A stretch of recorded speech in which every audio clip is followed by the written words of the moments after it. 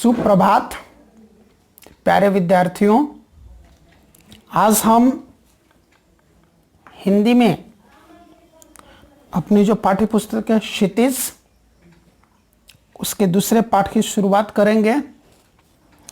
दूसरा पाठ जो है उसका नाम है ल्हासा की ओर, और इस पाठ के लेखक हैं राहुल सांकृत्यायन। तो ल्हासा की ओर बढ़ने से पहले हम सबसे पहले राहुल सांकृत्यायन के बारे में जानेंगे। ये हैं राहुल सांकृत्यायन जी। राहुल सांकृत्यायन का जन्म सन 1893 में गांव पंदहा, जिला आजमगढ़,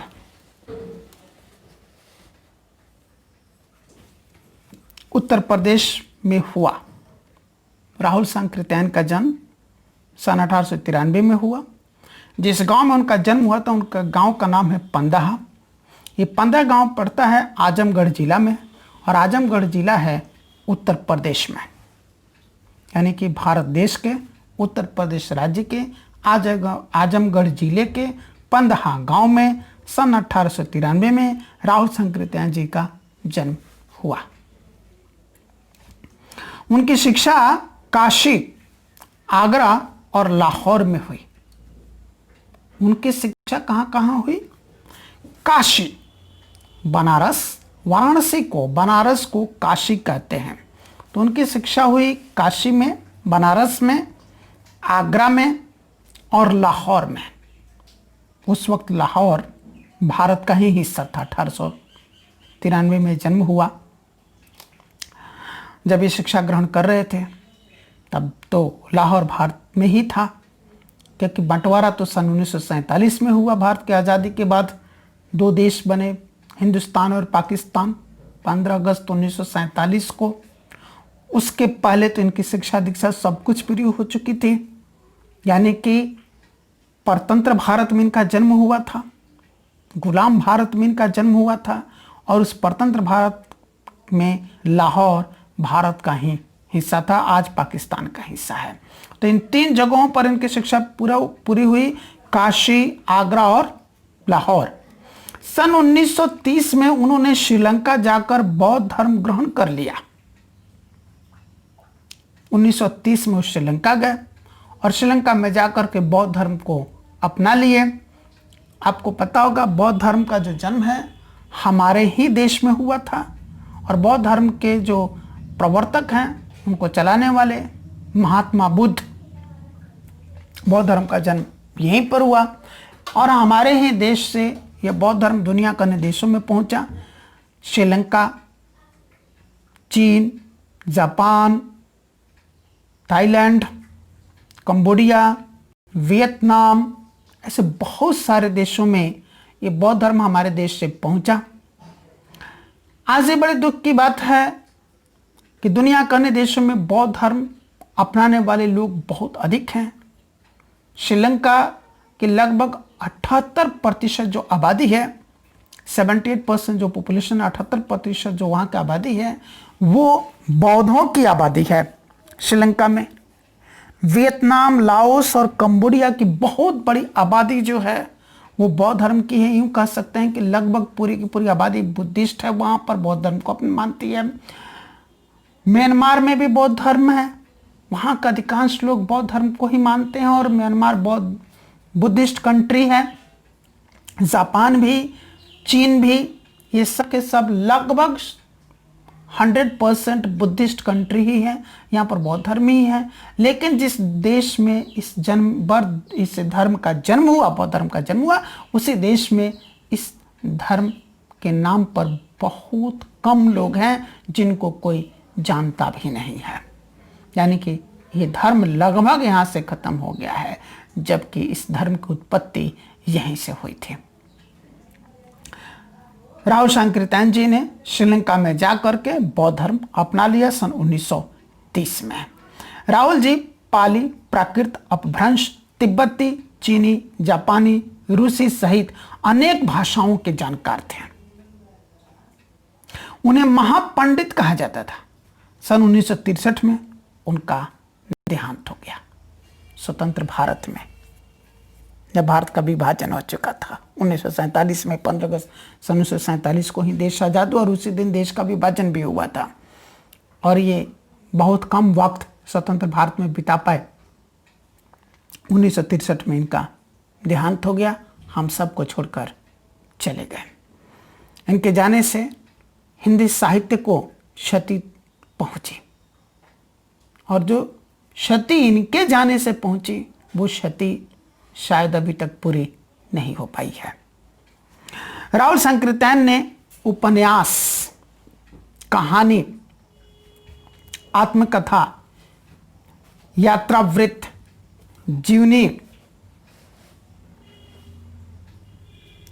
आलोचना, शोध आदि अनेक विधाओं में साहित्य सृजन किया। सिर्फ एक विधा में नहीं, कई सारे विधाओं में इन्होंने साहित्य सृजन किया। उपन्यास भी लिखे, कहानियां भी इन्होंने लिखी, आत्मकथा लिखी, यात्रा वृत्तांत लिखे जिसको यात्रा वृत्त भी कहते हैं, जीवनी लिखी इन्होंने, आलोचनाएं लिखी, शोध लिखे। ऐसे बहुत सारे विधाओं में इन्होंने साहित्य का सृजन किया। इतना ही नहीं, उन्होंने अनेक ग्रंथों का हिंदी में अनुवाद भी किया, ट्रांसलेट भी किया। जो ग्रंथ अन्य भाषाओं में थे उनको हिंदी में इन्होंने अनुवाद किया, उनका ट्रांसलेट किया। मेरी जीवन यात्रा जो कि 6 भागों में प्रकाशित हुई है, दर्शन दिग्दर्शन, 22वीं सदी, वोल्गा से गंगा, भागो नहीं दुनिया को बदलो, दिमागी गुलामी, घुमक्कड़ शास्त्र उनकी प्रमुख कृतियां हैं। उनकी कृतियों के ये सारे उदाहरण हैं। साहित्य के अलावा दर्शन, राजनीति, धर्म, इतिहास, विज्ञान आदि विभिन्न विषयों पर राहुल जी द्वारा रचित पुस्तकों की संख्या लगभग 150 है। इतने अधिक पुस्तकों इन्होंने लिखे। राहुल जी ने बहुत सी लुप्त प्राय सामग्री का उद्धार कर अत्यंत महत्वपूर्ण कार्य किया है। वो जो सामग्रियां हैं लुप्त हो चुकी थी या लुप्त प्राय थी, लुप्त होने के कगार पर थे, उन सब का इन्होंने उद्धार किया। यात्रावृत्त लेखन में राहुल जी का स्थान अन्यतम है। यानी कि यात्रा वृत्तांत लिखने में जो स्थान राहुल सांकृत्यायन जी का है वो स्थान अभी तक किसी भी साहित्यकार ने नहीं लिया। एक अलग ही उनका स्थान है। उन्होंने घुमक्कड़ी का शास्त्र रचा और उससे होने वाले लाभों का विस्तार से वर्णन करते हुए मंजिल का स्थान पर यात्रा को ही घुमक्कड़ का उद्देश्य बताया। क्या किया उन्होंने जी? घुमक्कड़ी का शास्त्र रच दिया। इसके सारे लाभों को, कि घूमने के क्या क्या लाभ होते हैं, उसका विस्तार से वर्णन किया और मंजिल का स्थान पर यात्रा को उन्होंने घुमक्कड़ी का उद्देश्य बताया कि हमारा उद्देश्य मंजिल पर पहुंचना नहीं बल्कि यात्रा करना है। मंजिल तक पहुंचने के लिए जो यात्रा हम कर रहे हैं वो हमारा उद्देश्य है घुमक्कड़ी का। घुमक्कड़ी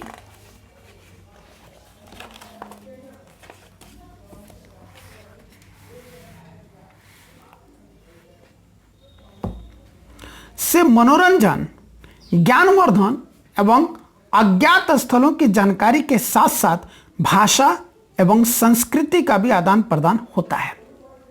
वो बताते हैं कि घुमक्कड़ी से क्या क्या होता है। मनोरंजन तो होता ही है, ज्ञानवर्धन भी होता है, बहुत सारा ज्ञान का अर्जन होता है, हमारे ज्ञान में वृद्धि होती है एवं अज्ञात स्थलों की जानकारी प्राप्त होती है।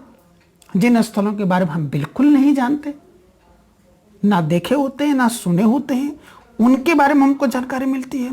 इसके साथ साथ वहाँ की भाषा का हमें ज्ञान होता है, वहाँ की संस्कृति का हमें ज्ञान होता है और ज्ञान ही नहीं होता बल्कि उसका आदान प्रदान भी होता है। हम अपनी भाषा, हम अपनी संस्कृति को जिस जगह पर जाते हैं वहाँ पर पहुँचाते हैं और उस जगह की भाषा और संस्कृति को हम अपने साथ लेकर आते हैं। राहुल जी ने विभिन्न स्थानों के भौगोलिक वर्णन के अतिरिक्त वहां के जनजीवन की सुंदर झांकी प्रस्तुत की है।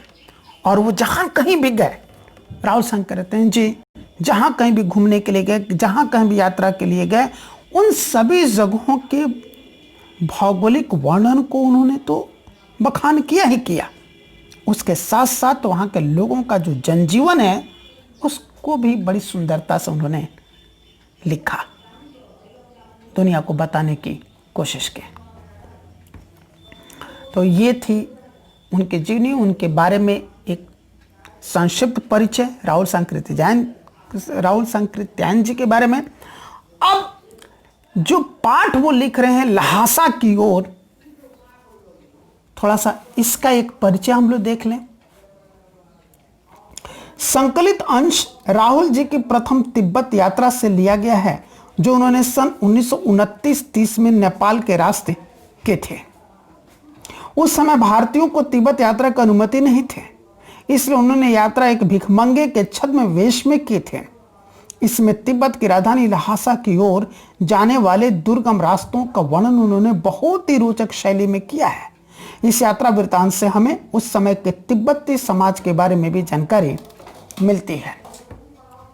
ये जो पाठ हम पढ़ने वाले हैं, यात्रा वृत्तांत ल्हासा की ओर, ल्हासा तिब्बत की राजधानी है। तिब्बत कभी एक अलग देश था जिस पर आज चीन का कब्जा है, चीन के कब्जे में है, वो कब्जा भी अवैध कब्जा है। तो उसी तिब्बत की सबसे पहले यात्रा जब इन्होंने की थी राहुल सांकृत्यायन जी ने, उसका उन्होंने पूरे विस्तार से वर्णन किया है। और उसी यात्रा वृत्तांत में से कुछ अंश को लेकर के यहां पर इस पाठ में प्रस्तुत किया गया है ल्हासा की ओर में। यह यात्रा उन्होंने किया था सन 1929-30 में, जब हमारा देश गुलाम था, अंग्रेजों का गुलाम था, ब्रिटेन का उपनिवेश था। और वो समय था जब ब्रिटेन का साम्राज्य दुनिया के इतने बड़े हिस्से पर फैला हुआ था कि कहते थे कि उनके साम्राज्य में कभी सूर्यास्त नहीं होता था। उस समय की बात है। और उस समय भारतीयों को तिब्बत यात्रा करने की बिल्कुल भी इजाजत नहीं थी, उसकी अनुमति नहीं थी। लेकिन राहुल सांकृत्यायन जी को यात्रा तो करनी थी, और जहां चाह वहां राह। उन्होंने क्या किया, रास्ता अपनाया कि एक भिखमंगे का वेश धारण किया, और भिखमंगे के रूप में वो निकल पड़े तिब्बत की यात्रा करने के लिए। इसमें जब वो तिब्बत की राजधानी ल्हासा जा रहे हैं तो कैसे दुर्गम रास्तों पर चल करके जा रहे हैं, उन दुर्गम रास्तों का वर्णन उन्होंने बड़ी ही रोचक शैली में किया है। और तिब्बत के जो लोग हैं, उनका समाज है, उनकी सभ्यता है, उनकी संस्कृति है, उनकी भाषा है, उन सब के बारे में भी उन्होंने इस पाठ में जिक्र किया है। तो इस पाठ का अध्ययन हम अगले क्लास में करेंगे। धन्यवाद।